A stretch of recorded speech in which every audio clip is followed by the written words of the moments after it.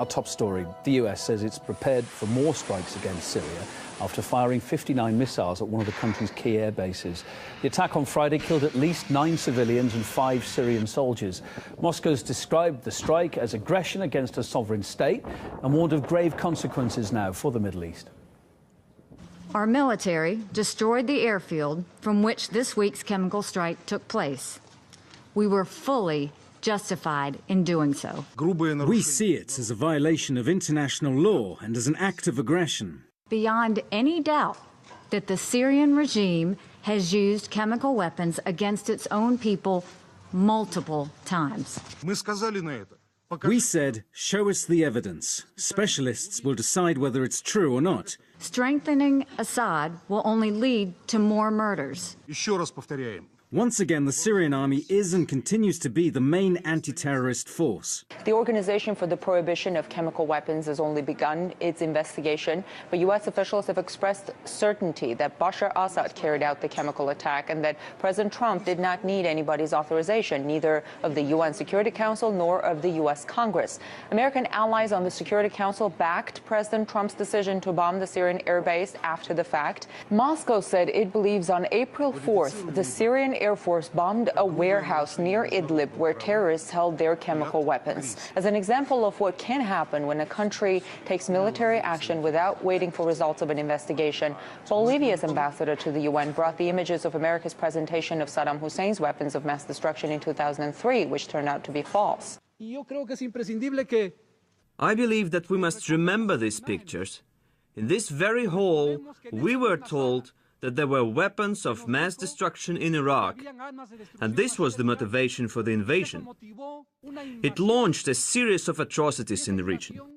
Would we be talking about ISIL and attacks in various parts of the world if this illegal invasion didn't take place? In the meantime, Ambassador Haley said the U.S. is prepared to do more in Syria, suggesting that there may be more military action against Syrian forces.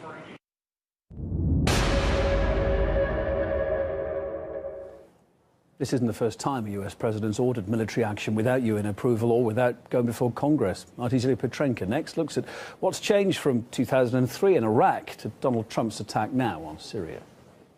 Old school intervention versus new school intervention. Here we go. What did it take to get started in Iraq some 15 years ago? At least a number of formalities, like months of putting intel reports together, presenting evidence, which led to a high degree of confidence that Iraq was running a program of weapons of mass destruction, like Colin Powell's now iconic show, and everything he had to say at the UN Security Council. Less than a teaspoon of dry anthrax, a little bit about this amount. This is just about the amount of a teaspoon. Iraq declared 8,500 liters of anthrax.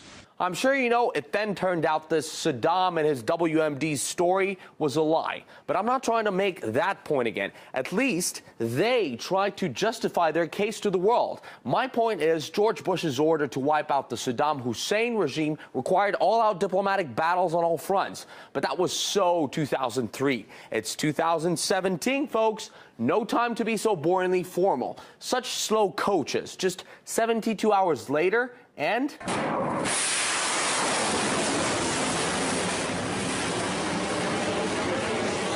American tomahawks hit Syria. Okay, fair enough. For a minute, it looked like Washington was playing old school. They did wait for a Security Council session to take place, where it was made abundantly clear that most members had already made up their minds about who is to blame for the chemical disaster in Syria. We have every indication that this was a sustained attack using aircraft over a number of hours. An international investigation hasn't even kicked off yet, and the UN itself cannot confirm the means of the attack. Reports have stated that the attack was carried out through an airstrike on a residential area. However, the means of delivery of the alleged attack cannot be definitely confirmed at this stage. But who cares? 3 days are enough to draw your own conclusions with a high degree of confidence. Our intelligence community, in cooperation with our friends and partners and allies around the world, collaborated to determine with a very high degree of confidence precisely where the location originated. Congressional approval, Mr. Trump knows what that is, and UN resolutions simply no longer matter, according to the new school way of doing things. Andrew Farmer spoke with British MP Crispin Blunt, chairman of the UK Foreign Affairs Select Committee, about the evidence, or rather lack of it, against the Syrian government. We have the evidence of 80 dead people on the ground where there has now been post-mortems to establish they did actually die of nerve agent, and certainly their symptoms are completely consistent. But where's the evidence of who did it, Crispin? Nerve agent poisoning. Well, this evidence is going to obviously have to be what evidence? In what time. Have they provided? But what you couldn't have is what you couldn't then have. Well, the evidence is there on the ground that there was a chemical weapons strike. Yeah, but who did it? Of some kind. The case that was. The case that, well, the Americans are saying without doubt it was done by the Syrian So why Air don't they Force. provide the evidence? There is no evidence.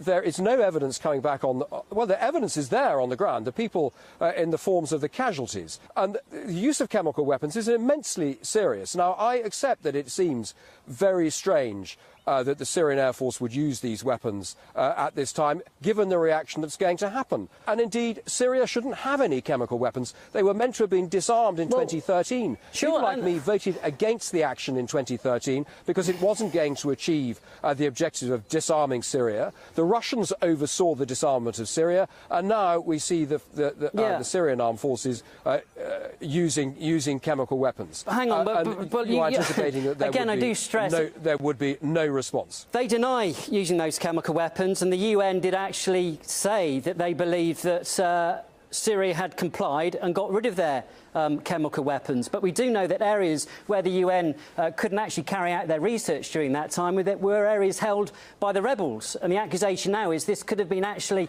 a Syrian attack by the rebels. I mean, the point I'm trying to make, Crispin, is there are a lot of counter-arguments, and unilateral action has been taken, and it doesn't seem to be... There doesn't seem to be a comprehensive take on exactly what has happened. There are many arguments and counter-arguments. Surely we should wait until we know exactly what has happened before taking action. What we're relying on here is the Americans being 100% certain of the Can we really trust of this attack.